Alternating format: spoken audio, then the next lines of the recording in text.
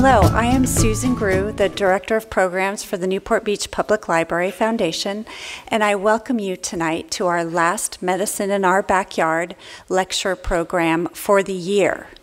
But don't worry, we will start again in September, and UC Irvine Health has already given us a wonderful slate of doctors, and we will be ready to go in September. We would like to, before we get started, I would like to thank Ike and Ginny Kempler and UC Irvine Health for the sponsorship of this wonderful series. And also, again, to thank UCI Health for sharing their wonderful doctors with us, and for all of the doctors to take time out of their busy schedules to be here tonight to share their expertise with us. Don't forget to visit. Kamala and Michelle are in the back, and they have information not only on tonight's speakers, which I think most of you collected, but also additional information on stem cell research and on the Gavin Herbert Eye Institute. And they'll be here after the lecture, and they can answer questions and help you get the doctor's contact information.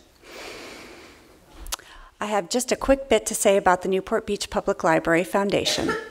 It is a membership-driven organization, and what that means is we don't receive any funding from the city. Our whole goal is to support this wonderful Newport Beach Public Library and to provide stimulating programs such as tonight's program to you, the community. If you're not already a foundation member, I ask you to please consider joining tonight. In the back of the room, you will find membership applications, and they're embedded in our beautiful bookmark newsletter that has our last Witty Speaker of the Year, National Book Award winner, Masha Gessen, on the cover. And a few quick reminders. This evening's program is being video recorded and will be available on the Newport Beach Public Library Foundation's website. Usually takes about a week to get up on the website, but please go to mbplfoundation.org and look under the Medicine in Our Backyard lecture series page, and you will find this lecture and all of the lectures for the past year. Also, a gentle reminder, but a firm reminder, I'm going to bring out my mom voice here. Please silence your cell phones. I'm not asking you to turn them off. I understand sometimes we need to be reached, and you never know, but please silence them. It is such a gesture of respect to our lecturers to have a silent and attentive audience. And then our final reminder is this lecture has a built-in long ending, which gives you the opportunity to ask questions of the doctors. Yes, thank you. That's good. Let's get it all out now. We build this long question and answer session into the program because we know you're all here to hear not only the doctor's lectures, but to also ask them questions that you've brought here tonight to get answered. And then finally, after the formal Q&A session, we invite you to come and meet both of the doctors face-to-face after the program. In a minute, I'm going to bring up our wonderful and dedicated chairman of the board, Dorothy Larson, to introduce Dr. Bota. But before I do that, I'm going to say a quick word about our other fabulous speaker tonight, Dr. Henry Klassen. Dr. Klassen serves as the research director for the Retinal Regeneration program at UCI Health as part of the Gavin Herbert Eye Institute, and he is affiliated with the Sue and Bill Gross Stem Cell Research Center.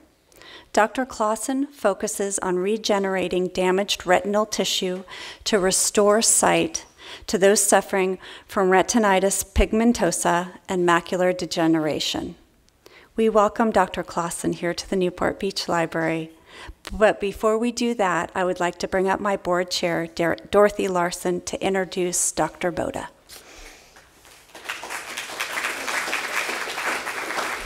Good evening. This may seem a little bit redundant or unnecessary. My name's Dorothy Larson. I am the chairman of the board, proud to be, of the Newport Beach Public Library Foundation, and I've always been really proud of the great depth and diversity of programs that we have here. But I was so excited when I found out that Dr. Bota was going to be here to talk to you about clinical trials. It is such an important topic. she is a neuro-oncologist at UCI Medical Center in Orange, and she was the lead doctor in the clinical trial that my husband participated in a couple of years ago when he was diagnosed with a glioblastoma. So from a personal perspective, I can tell you what I mentioned to her tonight. I was told by a physician friend, don't go to the nearest hospital or the nearest emergency room when we figured out there was really a problem. Go to the hospital that's going to be able to take the best care of him. So I took a few minutes before we left and did as much research as I possibly could, and that's how we ended up with Dr. Bota at UCI Medical Center in Orange, and they do amazing work. They are all skilled physicians that just have an amazing ability to do research, and at the same time that they're doing really important, cutting-edge research that is very, very technical, they are caring about the whole person, the whole patient, the patient's family, the process. So that was one of the more amazing things that I experienced, and wanted to share that with you. As I bring up Dr. Daniela Bota, I could read a long list of her accomplishments, but I promised that I wouldn't. But you can Google her and get a list of research publications that she's done. With that, Dr. Daniela Bota, thank you.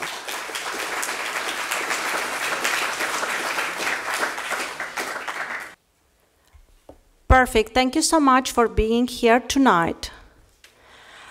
Tonight I would like to share with you some of the ideas that are powering our clinical research enterprise. I'm here to talk to you in multiple levels and multiple capacities.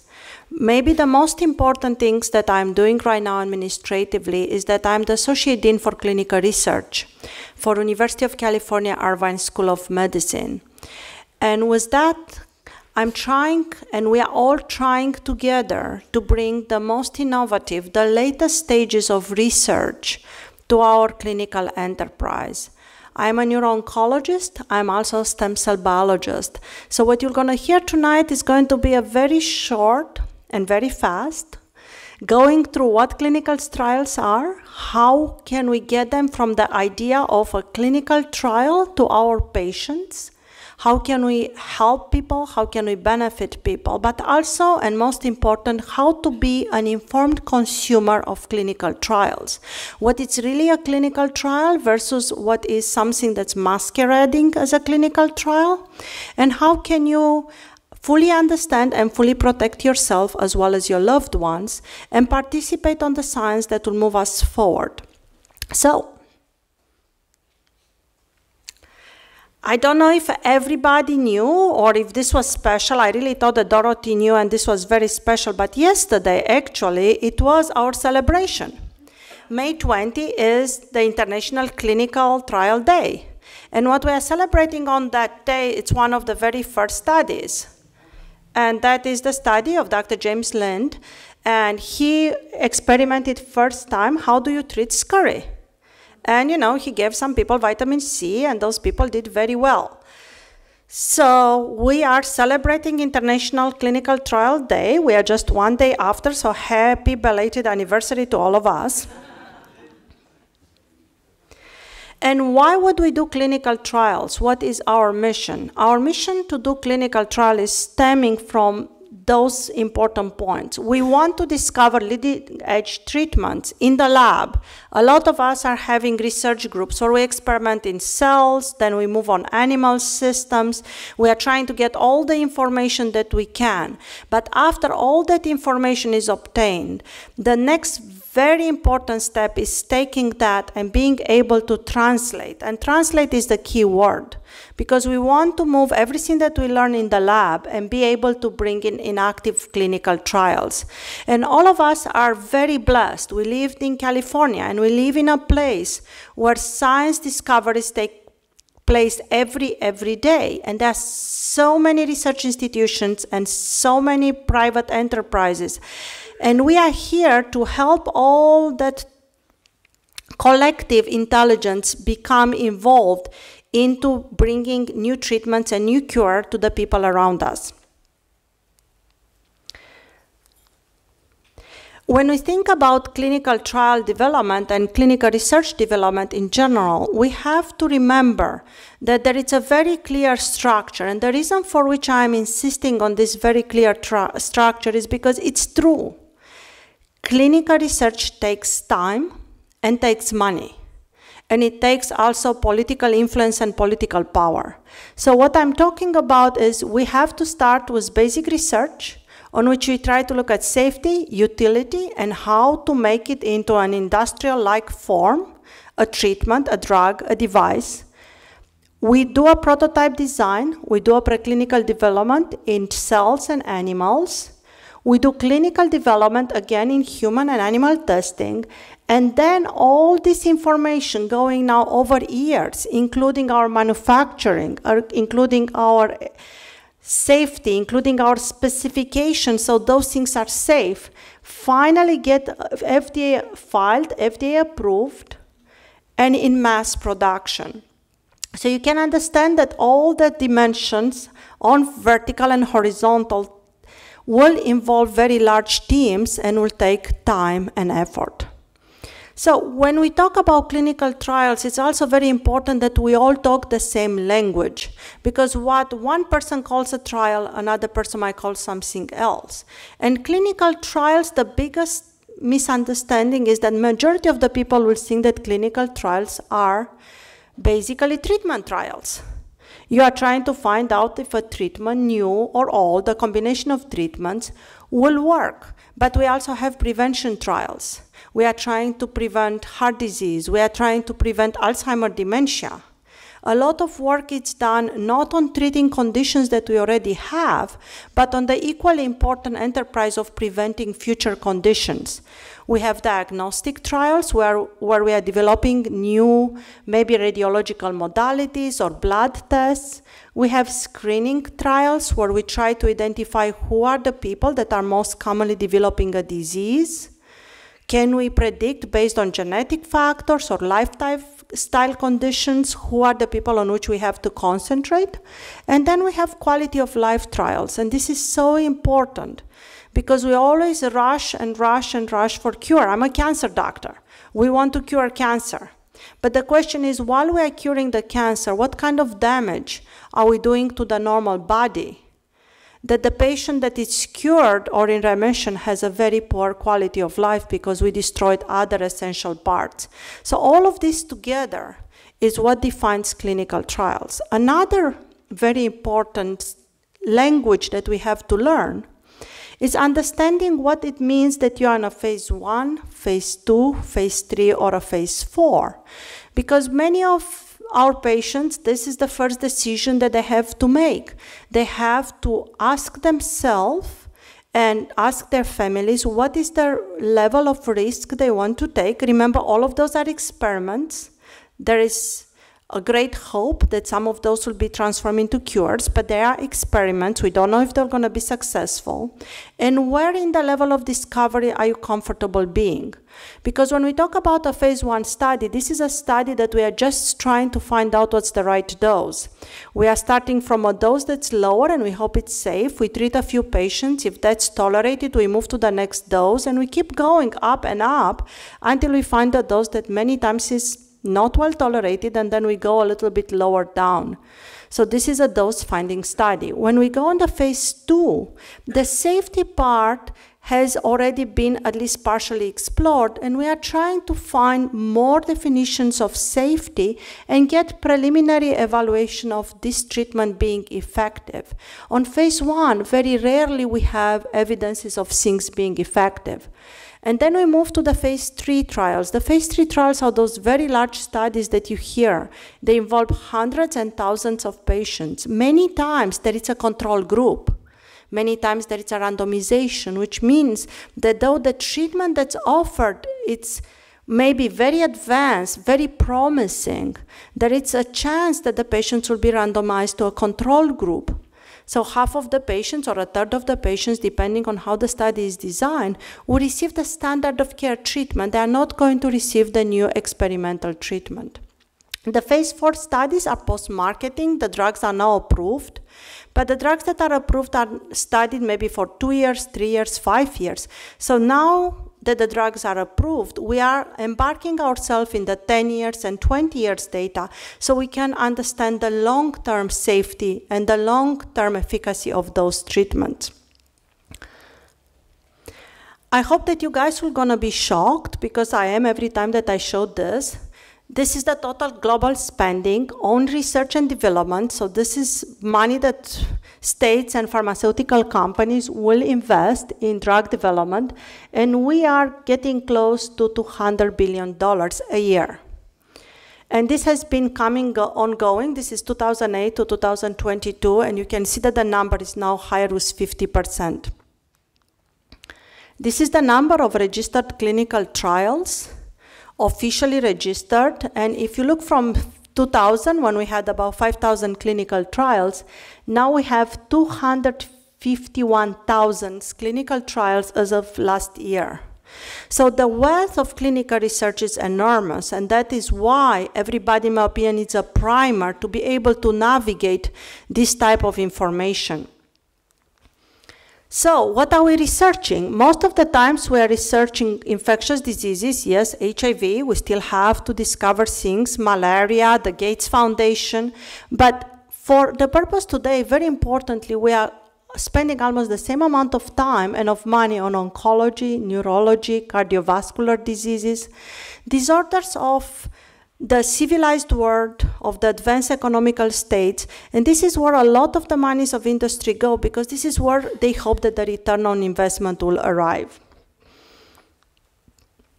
I hope that many of you are familiar with the 21st Century Cure Act. This was a law that was approved in 2016, and the purpose of this law was to accelerate the development of drugs and devices and to bring new information for the patients faster and more efficient.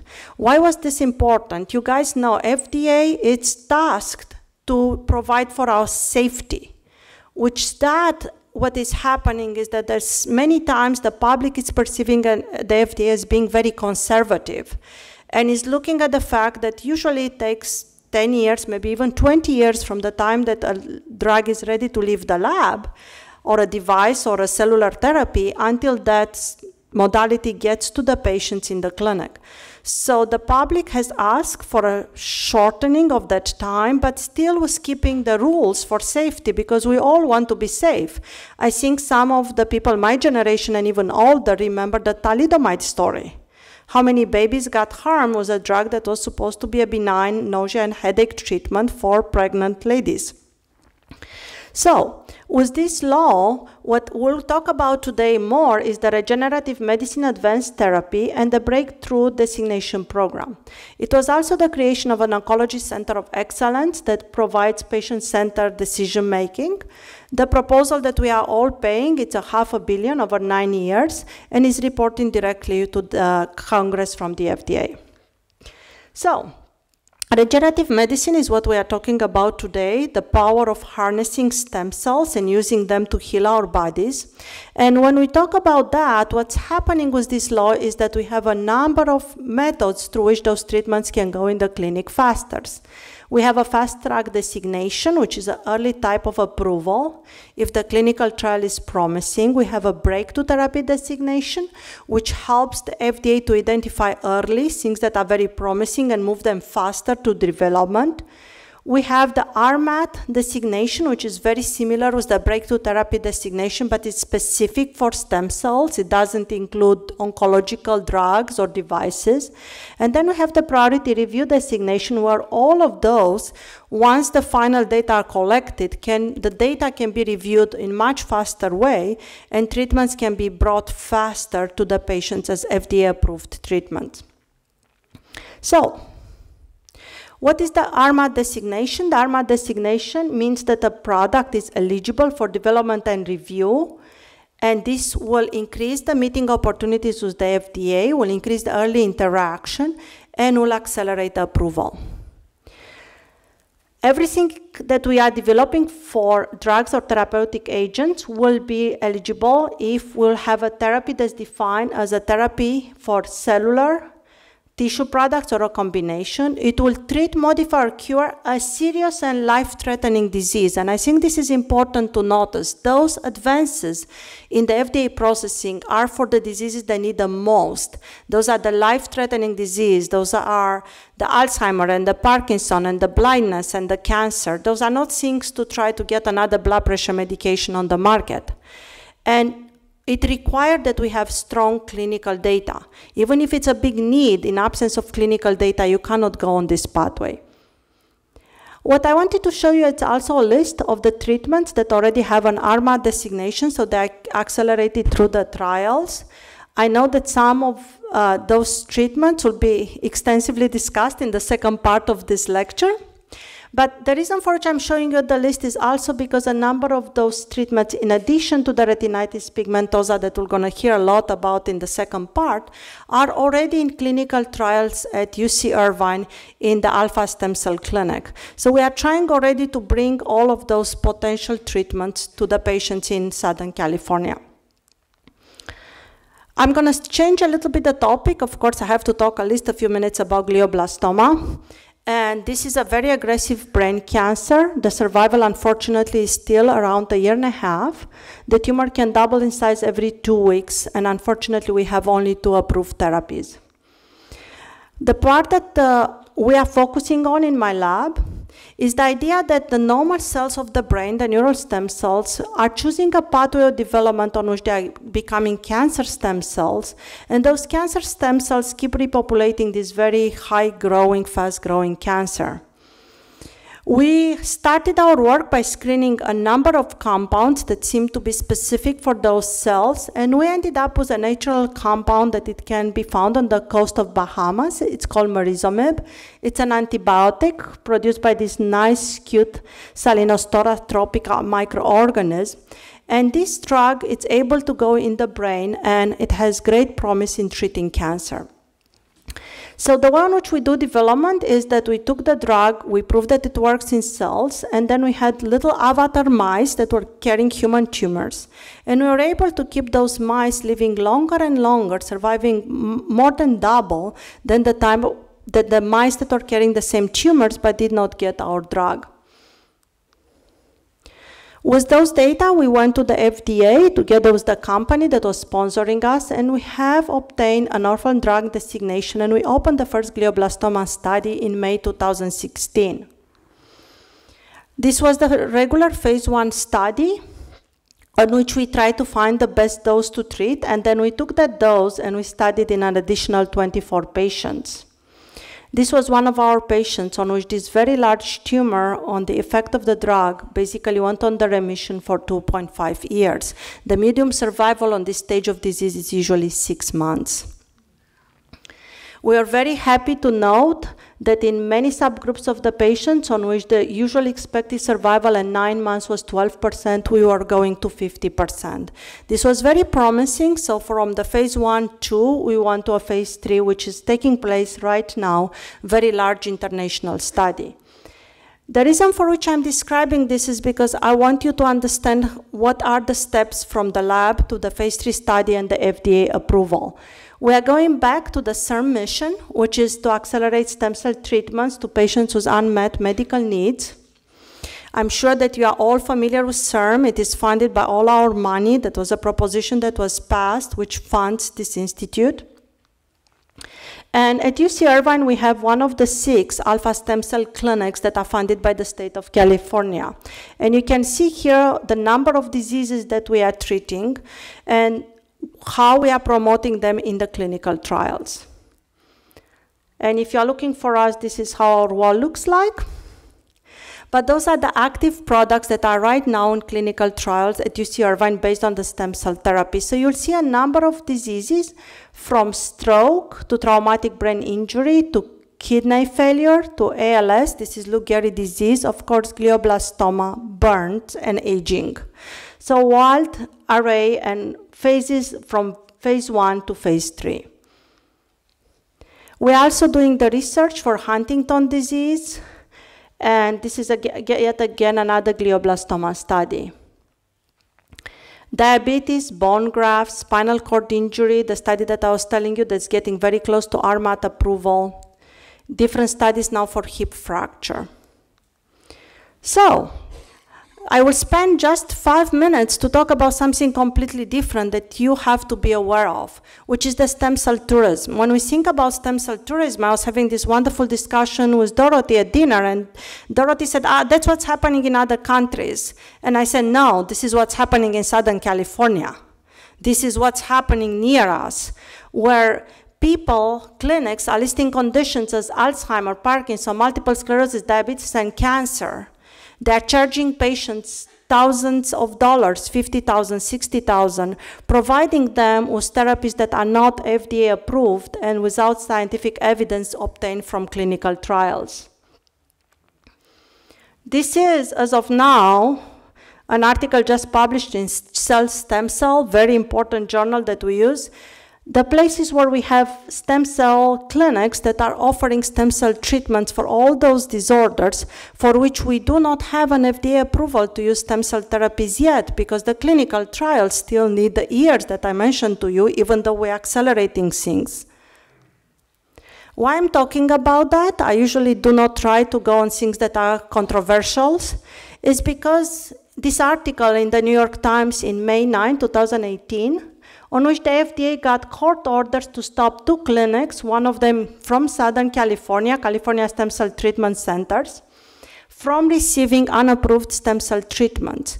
This was stemming from 3 cases of patients that got material extracted by fat. They were told that they are adipose stem cells injected in their eye. And those 3 patients, all of them developed blindness. In 2015, they were losing their vision, but now they developed acute blindness after this transplant. There are some arrests made, and this is a very cautionary tale that you cannot hurry science. You have to go through the right steps and the right regulatory process on all that big table that I showed you the first time, that you have to do safety, efficacy, do the right animal models, and be careful, because sometimes things that are too good to be true, they're actually too good to be true. So, 2016, there were the allegation about the patients blinded in Florida. 2017, FDA issued a letter. In 2018, the California made the disclosure law mandatory that the patients will be told what is approved and what's not. And in North Dakota, actually, is the first state that now it's regulating stem cell clinics. Our law requires the warning, requires a statement to be handled to the customer separately before the treatment begins. And it helps all of us to understand that we are taking a risk if we are going toward that pathway of care. So, when somebody offers anybody a clinical trial or a procedure that's not FDA approved, and it should be a clinical trial, because I hope I convinced you that everything that's not FDA approved, it's a trial of some sort. What questions should you do? What should you think about? You should educate yourself on the specific treatment. Try to know as much as you can. Assure that the treatments are on an informed consent. Ask for a written copy and have the opportunity to ask all the questions that you need and have them answered appropriately. You want the study to be approved for the FDA. You want to see what was published. You want to know that you have an IRB protecting your rights. And you also want to know how much money, if any, the investigator has involved in that clinical trial, because conflicts of interest are very big in politics, but they're equally big in medicine. So, with that, I want to thank you for listening to us, reminding you that we are in your backyard, and I'm happy to take questions after Dr. Klassen finishes his presentation.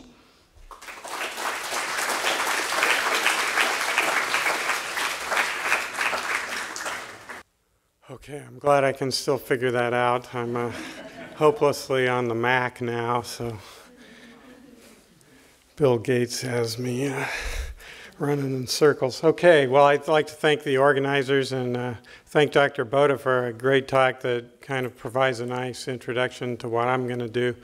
So instead of a big overview of clinical trials and translational medicine and regenerative medicine, I'm going to concentrate on this one trial that involves our work with progenitor cells for treatment of blinding diseases, particularly something called retinitis pigmentosa.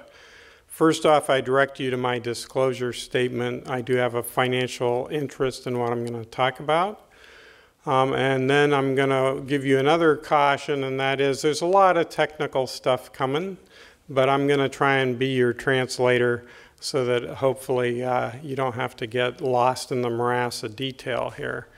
And with that, let's leap right into it. So the first thing I want to do is talk a little bit about retinal degeneration. What is it we're talking about here?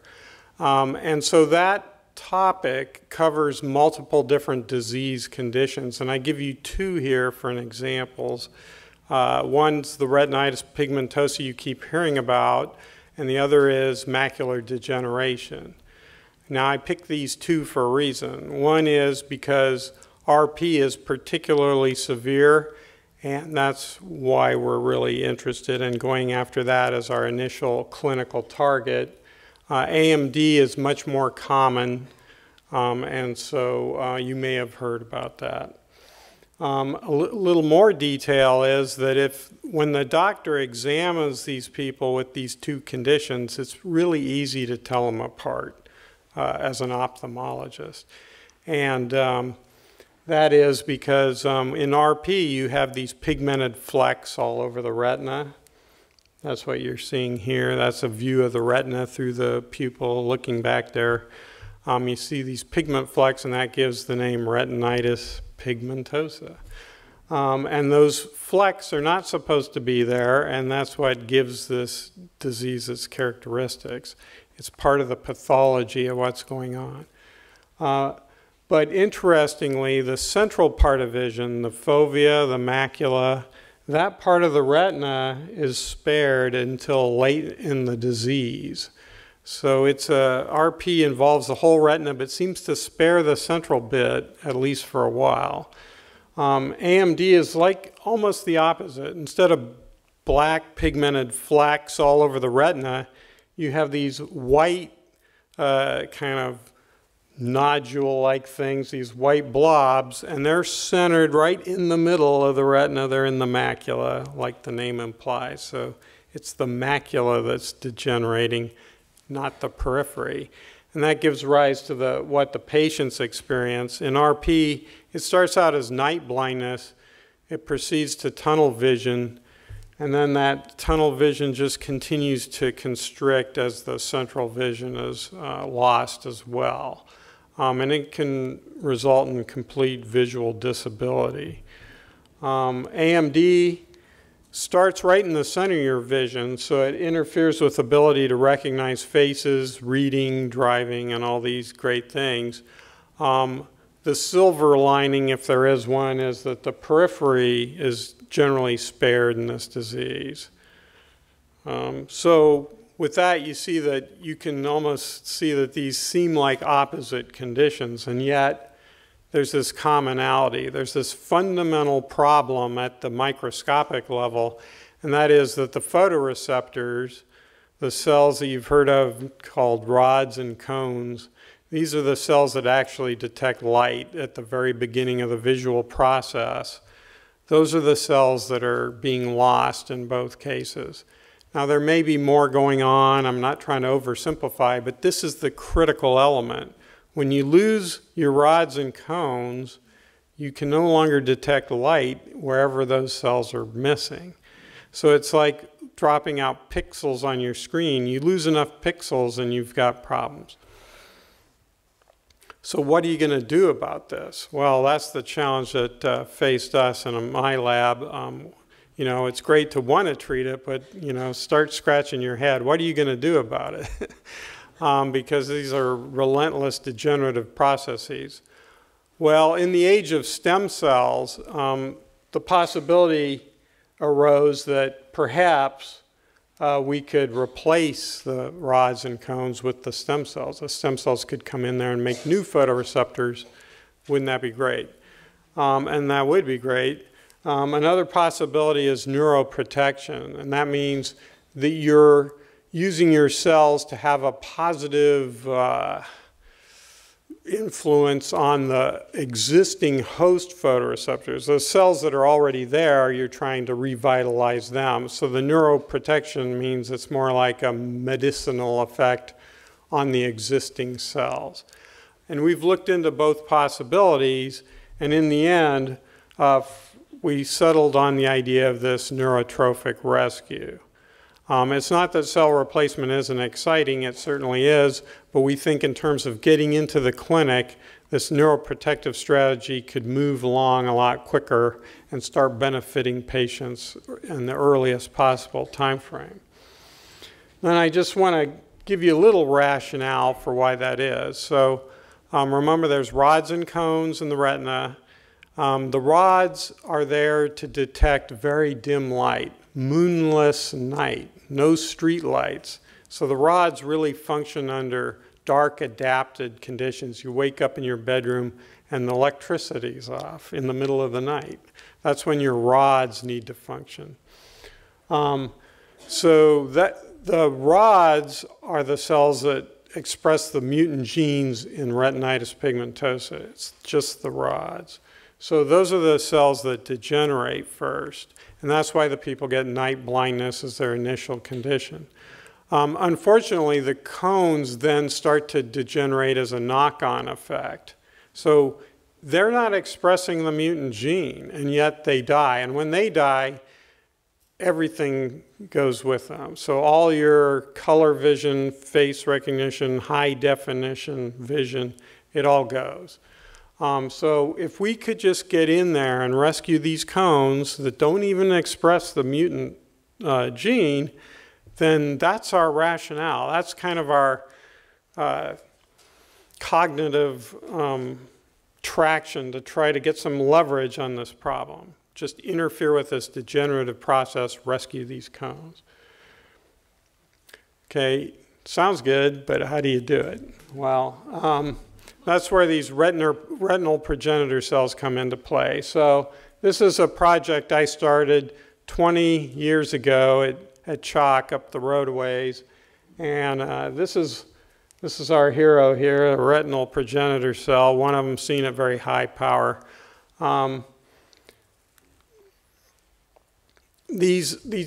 now it gets a little technical. I'll skip over this. I call them progenitor cells because they're technically not a stem cell, but they're a lot like a stem cell. So from a patient standpoint, okay, they're a stem cell. But from a scientist standpoint, you can't really say that. So just be aware there are some differences at the level of the aficionado. But regardless, those cells have low immunogenicity, and there's a lot of good things about them. And I'll cover some of those topics as we go here. Again, we are going to focus on RP. It's a very severe condition. There are no existing treatments that really halt the progression of that disease. So the risk-benefit type of ratio makes a lot of sense for trying new therapies in RP. And a lot of new therapies have been tried, and a lot of new therapies have failed. So that's the downside, is it's really hard to treat, obviously. It's also a rare disease, but that gives you certain benefits from the FDA in the modern era because of the orphan designation. So that has a good side as well as a downside. So we did a lot of preliminary work. That work involved, of course, the usual suspects, and by that I mean rats and mice. But we also did some work with larger animals, and here I reference this green pig. That's a whole nother topic, but for the old timers, I wanted to, show them one of those just for the memories. That was really a lot of fun. They really are green, and they glow in the dark, but only when you shine UV light on them.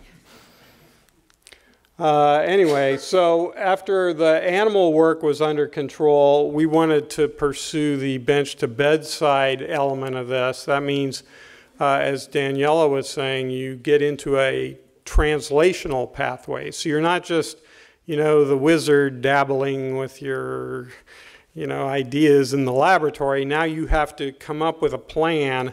How do I take this animal data and get to the point where it's reasonable to go into a human being, and the FDA is going to agree with that. Okay, so that's the translational pathway. It's like, you know, party's over, let's get serious.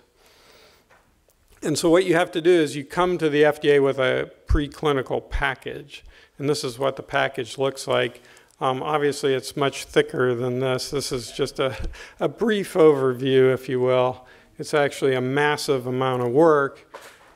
We estimate it as something like 5 to 10 different PhD theses all kind of stapled together, just to give you a sense. But anyway, there are these different components. The first one is all about the cells.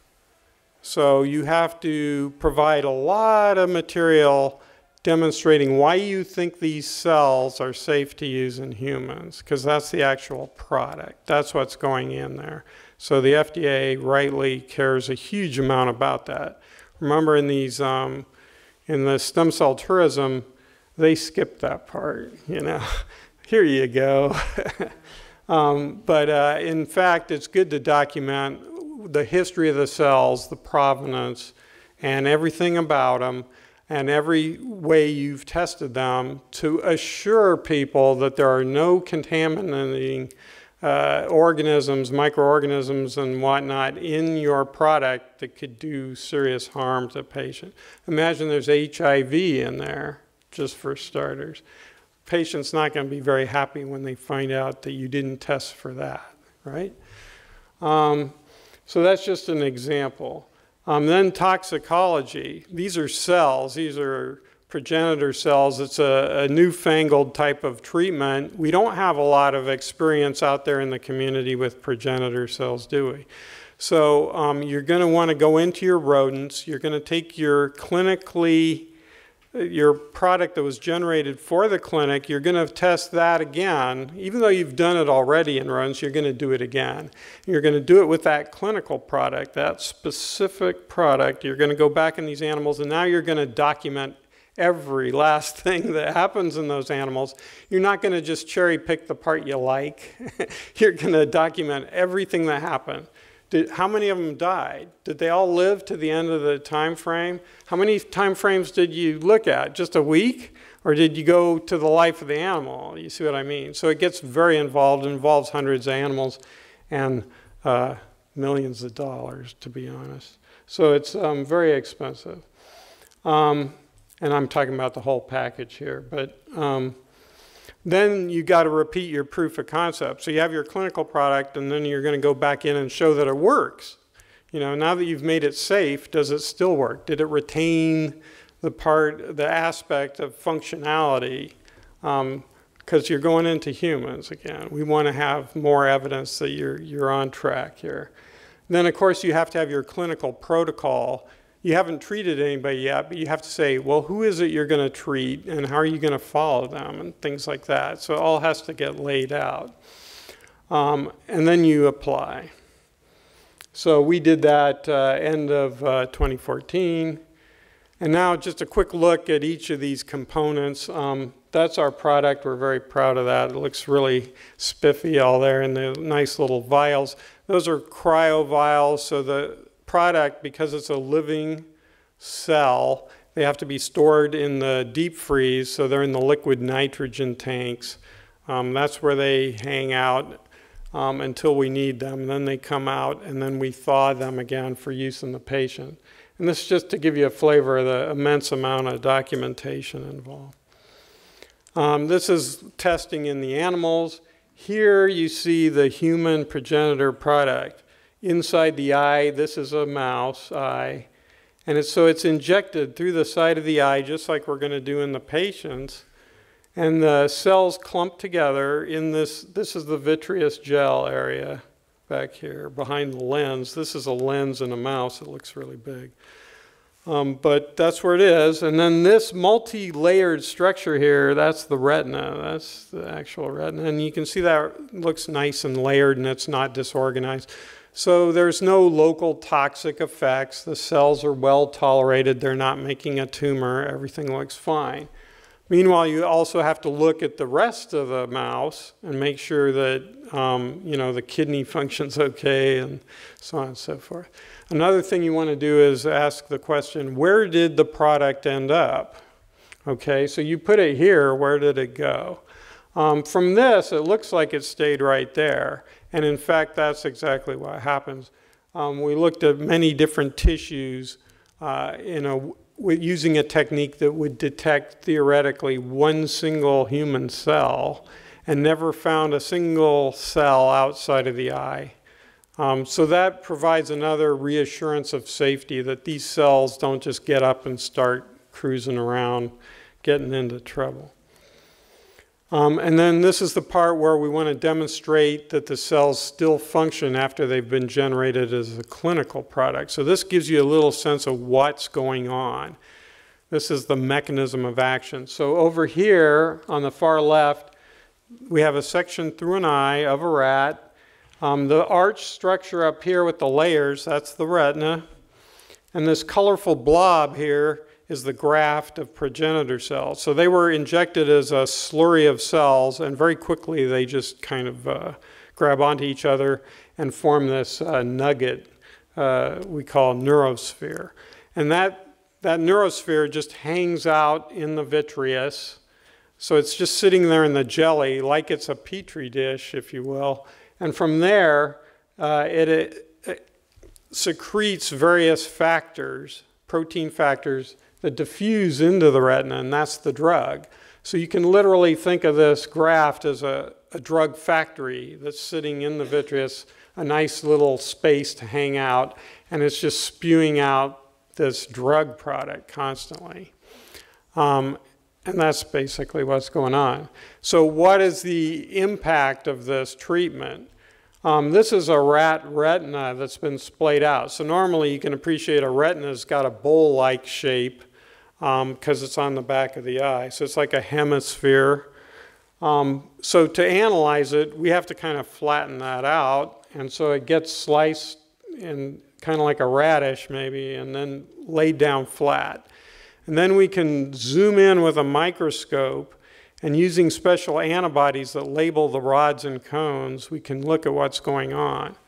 So if we take this retina and we label it with a green fluorescent antibody for a middle wavelength cone, and then we use a different red antibody that labels the rod, the rhodopsin that's in the rod, and has a nice red tag on it, then we can zoom in at high power and see what's going on. And so what you see here are two different animals.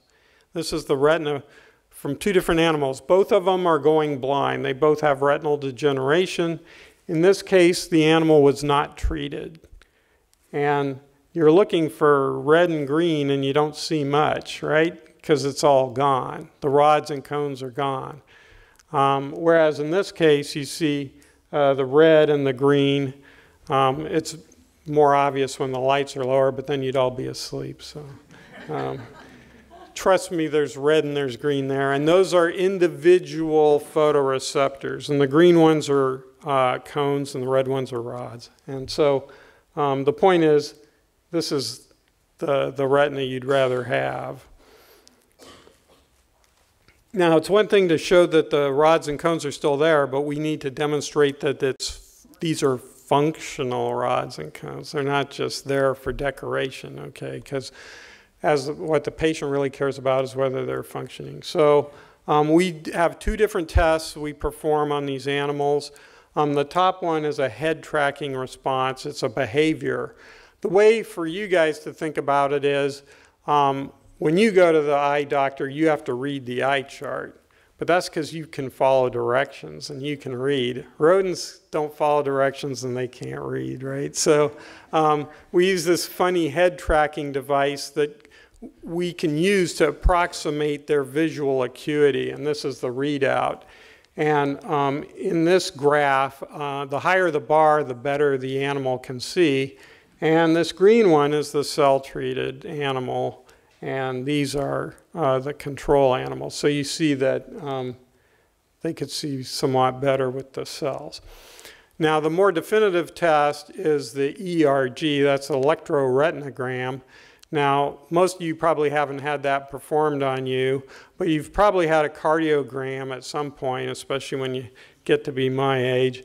And so, you know, you just put a few electrodes on there and it measures electrical activity as the muscle goes through its cycle.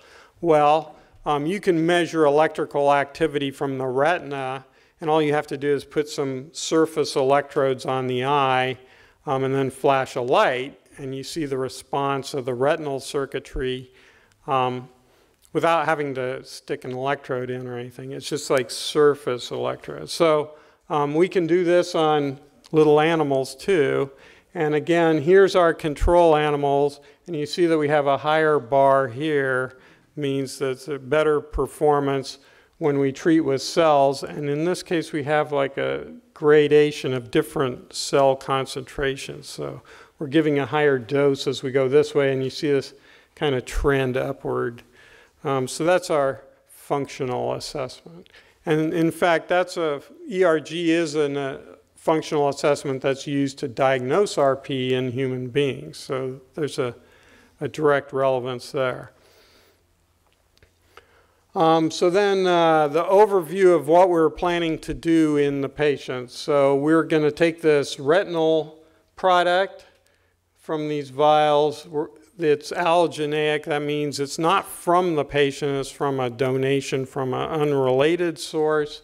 We're going to put it into people with RP. We're going to deliver it by an intraocular injection. So it's going to be injected into the vitreous, remember, into the gel of the eye, just like you saw in the mice. We perform that under numbing drops, so the patient isn't put to sleep. They just get a numb eye, so it's really an office procedure. And importantly, we are not going to immunosuppress the people, even though these cells come from an unrelated donor. And just to reemphasize, we're trying to use these cells to provide a neurotrophic effect. We're not using them to make new photoreceptors. Okay, now we get into the business. So first off, to do this translational project, you need the funding to drive it forward, or you won't get too far. So we've partnered with CIRM with the funding for this. So again, that's the California Institute of Regenerative Medicine. That's the Stem Cell Institute. And so we got this large grant that covered both the preclinical package I just described and the phase 1/2A trial that I'm about to describe. So it got us all the way through preclinical and early clinical, and that's why there's a lot of money involved. We also partnered with a group at the NIH that's interested in rare diseases, and remember, RP is a rare disease. And then we founded a startup company, J-Site. J-Site's just a few blocks away from here. So, you know, when you're driving by, wave. J-Site started off with humble beginnings, spin-off of UCI. But its first task was to license the intellectual property. That means patents. So the patents all belong to University of California. So J-Site would license that to further develop it into a commercial product. At this point, J-Site's involved in many more aspects of this, certainly grown quite a bit. In terms of the FDA, you heard earlier that there's a lot of interactions with the FDA. We did get the orphan designation because RP's rare. We had an early meeting, we had a later meeting. We keep having meetings. And so the interaction with the FDA is an ongoing type of thing. And then there's the clinical trial. So we manufactured our clinical product up at UC Davis, just so you know. So that's where these cells stay in the liquid nitrogen until they're ready to come down for use in a patient. And that's when we prepare them in the building you see here. That's the Sue and Bill Gross Stem Cell Center at UC Irvine. We have a special cell preparation facility developed inside of that building. So we take the cells out of the deep freeze and we get them all ready. And Jing here, who's back there, so hi Jing. She prepares them for the patient, and she's the one normally taking them over. I was doing this the first time, probably just for the photograph. You can see how relaxed I felt at the time. And so that's where we are. So then we had 2 clinical sites to begin with, and we continue to have those 2 sites. One is right across the parking lot here at the Gavin Herbert Eye Institute, and the other one's up in LA. It's a private ophthalmology practice run by David Boyer, and very famous for doing cutting-edge trials, so a really great resource. Both of them are. This is up at RVA in Los Angeles. This was the very first patient that we dosed in this trial. The patient's just in the blank area of the screen, but I was catching the interest in the hallway. People were gathered to see this unusual event of a stem cell treatment being tested out in somebody. We started out with 2 different cohorts of patients. So the first cohort of patient would be the people who were the most severely affected, and then we moved into people who were somewhat better seeing patients, but realistically they were still severely impaired by their disease. The enrollment went very well. We had 4 different dose levels, and we completed enrollment in July of 2016. All patients made it through the whole trial. We followed them for a year and finished the trial in August of 2017. So that's really great. In terms of safety, the safety profile was good. There's always something that goes on. Most of the things that we saw recorded related to this treatment really were attributable just to the fact that there was an injection in the eye. In other words, bloodshot eye, a little bit of eye pain for a while, this and that. So it was pretty much just the injection. There might have been a little inflammation on top of that, which was readily treated with the usual steroids and so on. And importantly, we didn't see the types of things that people might be concerned about with this kind of treatment. Anytime you're using a cell-based treatment, you're going to be concerned if the cells are going to grow inside the patient. That was not an issue. Au contraire, it goes more the other way. And then there's something called epiretinal membrane. You got to be concerned if these cells spread out on the retina and pull it off, make a detachment. Didn't see that either. And then, of course, immune rejection was a big concern because we didn't immunosuppress the patients and we didn't match the cells, and yet they were well tolerated, so immune rejection was not an issue. In terms of efficacy, I just want to caution this was not an efficacy trial, it was a safety trial, but we use visual acuity as our primary measure, but that's a very high bar to get over. Nevertheless, we did see visual improvement in these patients.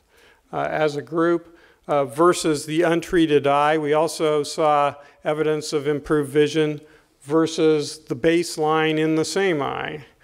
And if we compare the vision in the treated eye to what we would expect it to be based on historical progression of the disease, again, we saw evidence of improvement in vision. And this improvement was present at both 6 months and the final time point of 12 months. So all told, we were very gratified to see this signal of improved vision in these patients.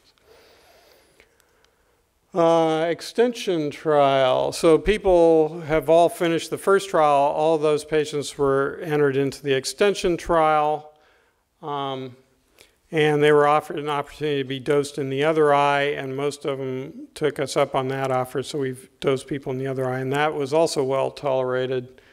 You heard about the RMAT designation. We got that designation from the FDA, so we're looking forward to working with the FDA to try and accelerate this project to get it into people as soon as possible. And then we've moved on from the first trial. We're now in the phase 2B trial. This is a larger trial. It's dedicated to looking for evidence of efficacy. So we saw some suggestion there, but now we want to prove it statistically. So we're going to have treatment group in which you get the cell. We also have a treatment condition, so to speak, where you do not get the cell. And both the patients and the providers are masked in terms of who got what. So that in the end, we can do a statistical analysis and demonstrate whether treatment is better than no treatment or sham treatment. And enrollment on that's going good. And then just a quick shout out that we think this has application in other diseases. We picked RP because of the risk-benefit ratio and so on, but it's not that this treatment was tailored to RP. We think it has broad applicability in conditions in which retinal neurons are undergoing degeneration. And that includes diseases involving retinal ganglion cells in the optic nerve. So glaucoma and so on, optic nerve neuropathy and so on might be amenable to this. And then just big thanks to everybody involved, particularly Jing, who's here tonight. Hi, Jing. And that's the Stem Cell Center in our team, and that's the Eye Center you're all familiar with, right across the parking lot. And here's our group at J-Site. So I should include a picture of them as well. All right, thank you very much.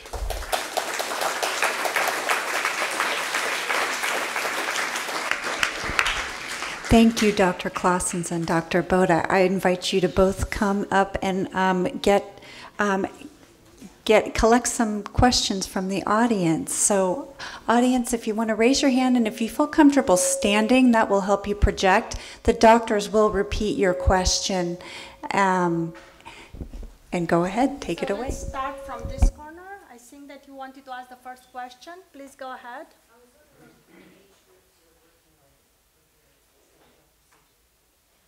Ours? Okay. So we used a cutoff of 18 years, people who can legally give their own consent. And from there, we didn't actually put a limit. So it was anybody 18 or older. What type of food would you suggest to be a form of preventive for macular degeneration? If you don't have it you maybe be eating some type of food that would... Yeah, people usually recommend leafy green vegetables and colored squashes and things like that. So vegetables with pigment is probably a good idea. And I'm going to remind the doctors to repeat the question, please. Thank you. Oh, sorry. I just wondered what criteria there you have to be in the study. To be in the study, the RP study? Yes. So first off, you have to have RP. We heard about the age requirement. There's certain disqualifications related to severe systemic diseases. In other words, you don't want the data to be made complicated by people dying of other causes that was predictable. So if you had terminal cancer, you're not eligible because that's just going to mess up the results. And then, yeah, so then other eye conditions could be a complicating factor, although if you've had, for instance, your lens replaced with an intraocular lens, that's okay. So it just depends. You got to get into the detail there.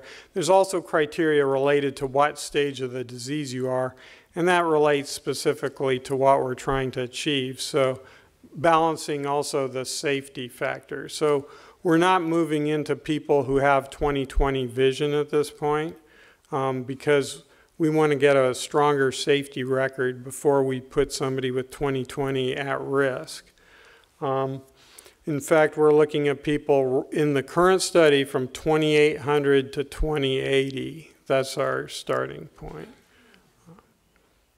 think that was the next person. Do you anticipate doing studies on the optic nerve anytime soon yourself, or? So the question is, what's our anticipated trajectory on optic nerve conditions?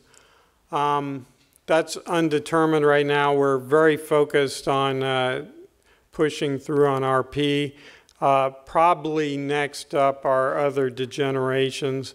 But optic nerve, it just depends on the resources available to generate a large enough team to have redundant people, because in order to start doing things in parallel, you just literally need more resources. Otherwise, it ends up being where you have to do one at a time. Well, specifically for glaucoma, which I know is not an orphan. Correct, correct. I mean, That means it's going to be like decades, or? I hope not. I don't have decades. Go ahead. This question is for you, Dr. Bota. On a patient with glioblastoma that has been MGMT methylated, so did really well with the Tumor radiation, and the tumor goes away, would you recommend immunotherapy before a comeback or after? Again, this is a very important question. It's important when the tumor goes into remission for the patient to continue to be followed. For clinical trials, we do have both options. There are clinical trials on which we treat patients that have tumor progression, the tumor comes back and is growing, but there are also clinical trials on which the goal is maintenance. Many of you guys are familiar. For breast cancer, by example, for many of the patients, after the cancer is into remission, there are other drugs that are used during the maintenance period. So both of those times in the patient's treatment are important, but they have to be approached in different clinical trials. Do I have an answer? Do I recommend something? I recommend that we find out what's the right answer in time and space by patients participating in clinical trials. But I don't think that anybody has a clear answer to say, right now, with a specific type of immunotherapy, if you do that, your patient survival will be improved with X percentage. Just a second part of that question, Dr. Bota, thank you for that.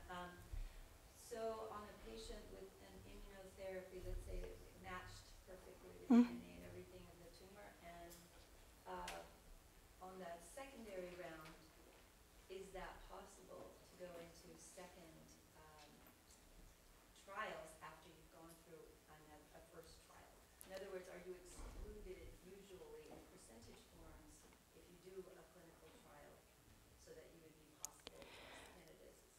So in general, for rare diseases, so the question was, if you do for a brain cancer an immunotherapy study and you are failing that immunotherapy study, at that time, can you go on a different immunotherapy study? And again, in general, the answer is, at the time of recurrence, you'll qualify for a different study, but every company and every investigator might design their studies in different ways. There are going to be inclusion and exclusion criteria, and I could see if both modalities go on to the same immunotherapy mechanism, that one study might exclude from the other, but in general, no. Go ahead, sir. Yeah, I have another question about the optic nerve. I've heard that the optic nerve, for those of us who suffer from glaucoma, I've heard that the optic nerve cannot grow back. I've heard many times it's like teeth, it's like hair, or once you lose your optic nerve, there's nothing we can do to get it back. Do you think the stem cells in the future will be able to regenerate the optic nerve? What's our chance? So the question is, first pointing out that the optic nerve does not grow back, and then the question is, what role might stem cells play in optic nerve regeneration in the future? First off, I'll just agree that the optic nerve in a human does not spontaneously regrow.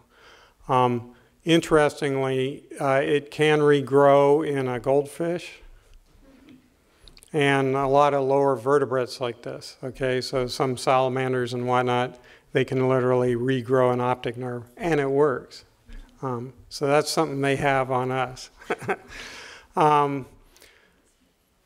So That's a challenge. So when I say that our cells might work in glaucoma, I'm not saying they're going to regenerate an optic nerve. What I'm suggesting is this neuroprotective strategy could help preserve and revitalize what's still there.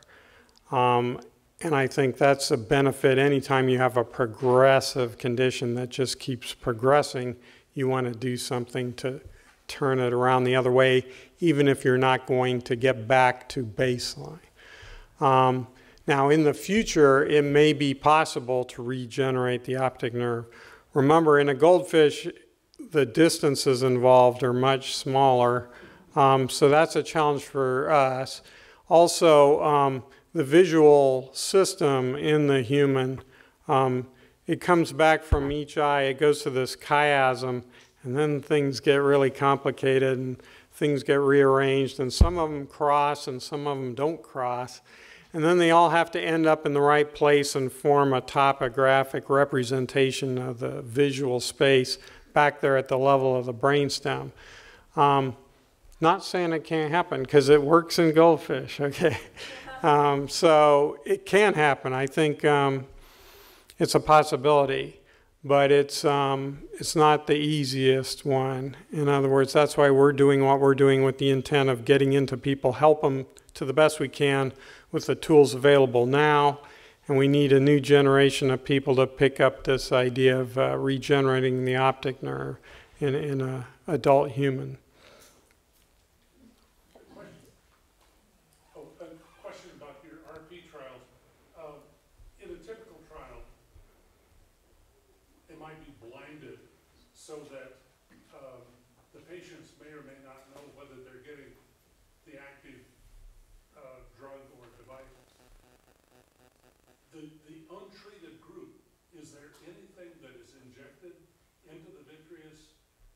The cells are put in to the untreated group, but yeah. untreated, So the question is, what's going on in the untreated group? That's going to vary from trial to trial, but in our trial, we do what we call a mock injection. So that's how you keep as many people as possible uninformed about what actually happened. So there's a syringe prepared, comes in the same box, everything's the same. You know, they're prepped in all the right way.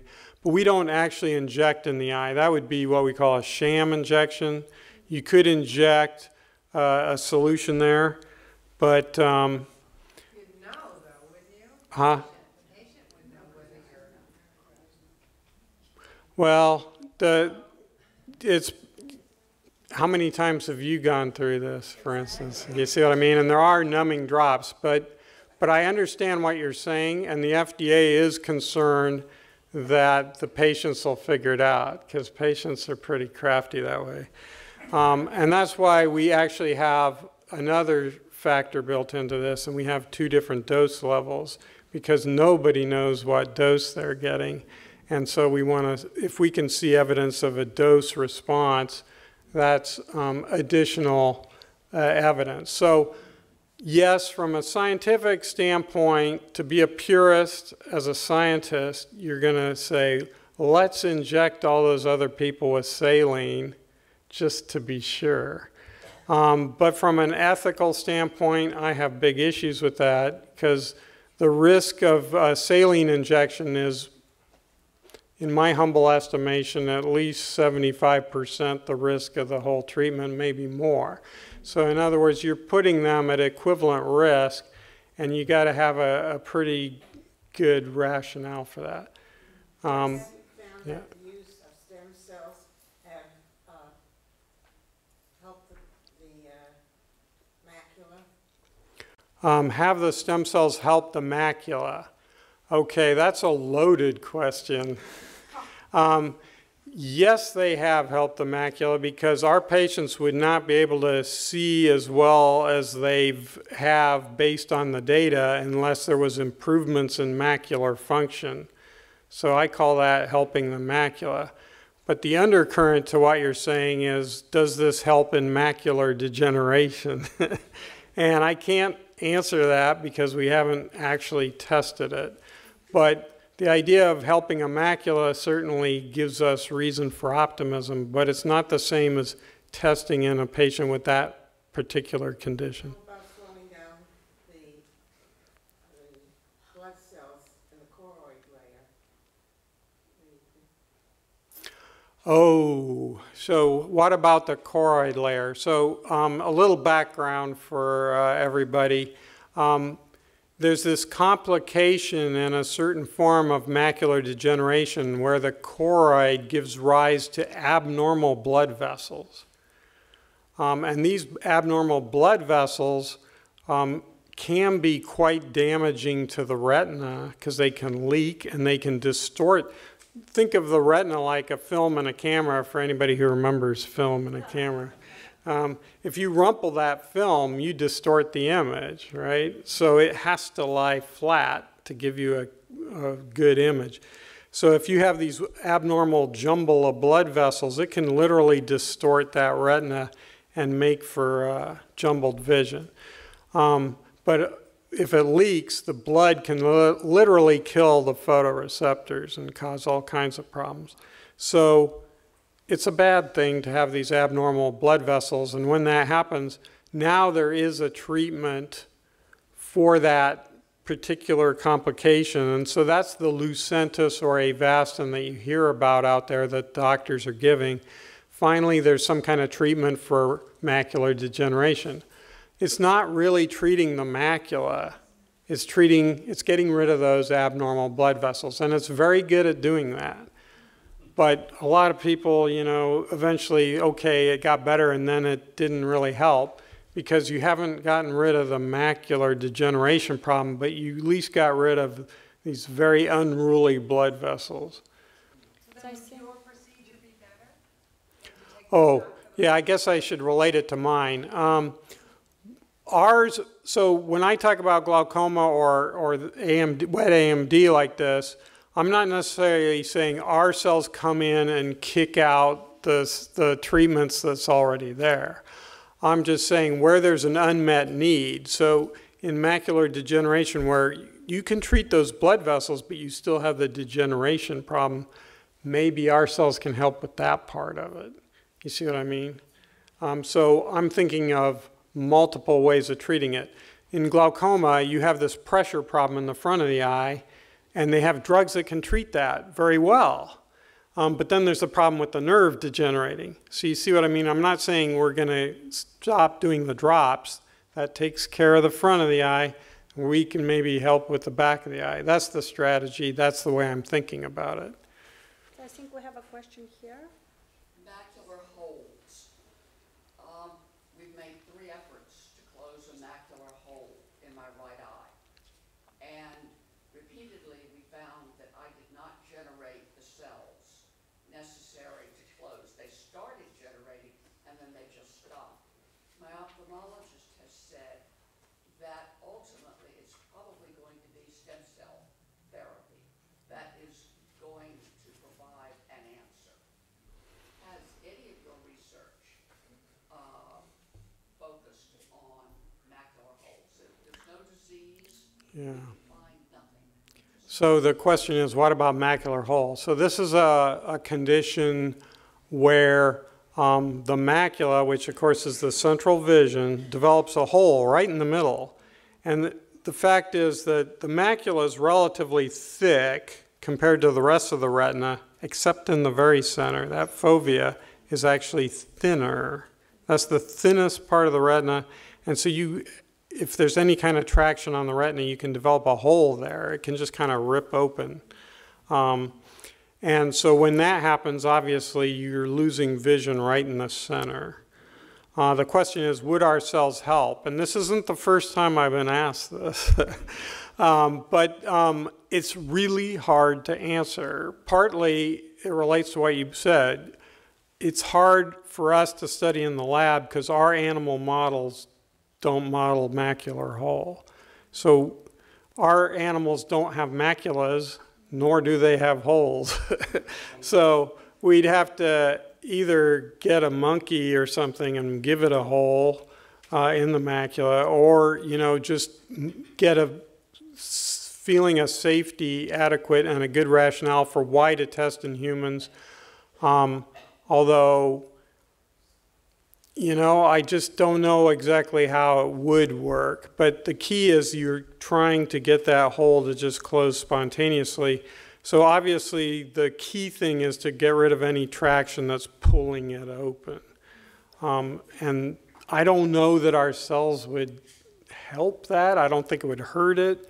The idea for stem cells to fill in the hole isn't that good either. You want to pull the hole shut. The stem cells might do that, the progenitors, they might. But that's just, you know, they might not. It's something you'd literally have to try. And you'd have to get them right in that hole, too. Questions on that corner before we close. Oh, right. This will be the last question. Thank you, doctors. Hi, I'm an RP patient, and I have edema in the back of my eye as well. And I also saw Dr. Boyer and Professor Bird and all those people. And I'm wondering, in your clinical trials, would you accept somebody that has edema as well as RP? Okay, so the question is, what about macular edema in RP? And so people need to know that RP is photoreceptor degeneration, but there's this added complication that can happen where the central vision suffers because there's accumulation of fluid in the macula, called macular edema. And we've made the decision to exclude that from the current trial. The reason is that macular edema can, to some extent, with some reliability or variable reliability, be treated by other things. In other words, there are pills that you can take for macular edema. And macular edema sometimes just goes away spontaneously. So since right now we're trying to demonstrate efficacy, we don't want the argument that, oh, you know why they see better? It's just their macular edema got better. That's all. But my you know. central Yeah. vision is very clear. Is it? Okay, so there's a nuance to this. If the edema's outside of the macula, then you might be eligible. So it has to be in a place that's not threatening the vision. So that's the other thing is, for all we know, our treatment will help the edema. And we have some animal data from a different model that suggests that it might have some good influences on vascular leakage. That's a big maybe, but we've got some data. So, so we're interested in testing that, but we have to be very systematic about this. I guess what I would like to ask you guys all as a conclusion is if you have questions that are specific to you, we'll be happy to take those as individuals. You have all our contact information. But I'm a regulatory person. I showed you all the whole FDA, so we don't want anybody to close Dr. Klassen or my studies, as this is a public forum. So we will be very happy to take it one by one, taking into account patient privacy and HIPAA regulations. And thank you so much for being here tonight.